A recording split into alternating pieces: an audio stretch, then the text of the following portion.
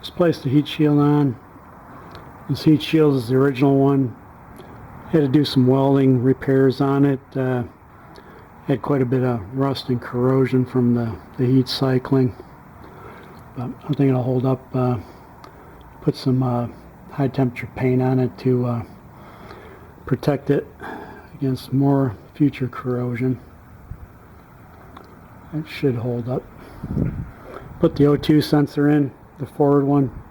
Still have to get the old one off the old exhaust system. Retightened the oil lines. I had to do an adjustment on the bracket here.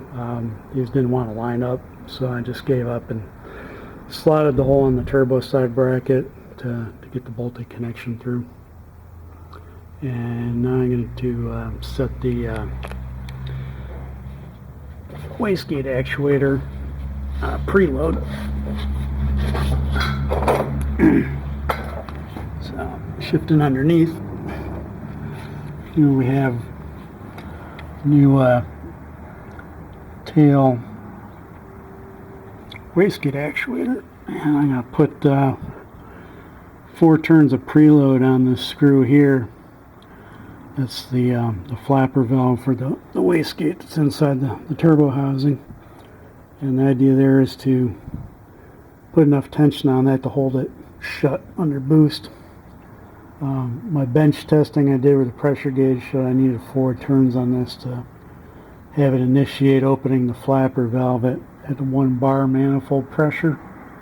And I'll adjust it to that, and then I'll double check it by hooking up a pressure line to the wastegate inlet valve here, or inlet there, and verify that it's the right preload.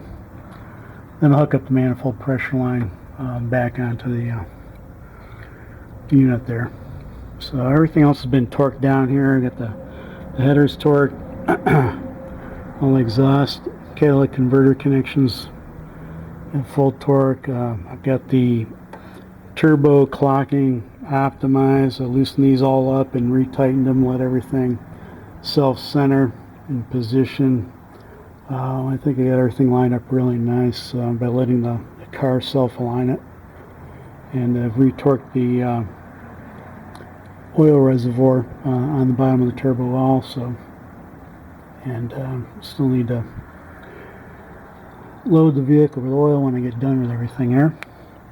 And when I do that, I'll replace all the seals on the drain points here in the turbo reservoirs and on the case and oil cooler connections.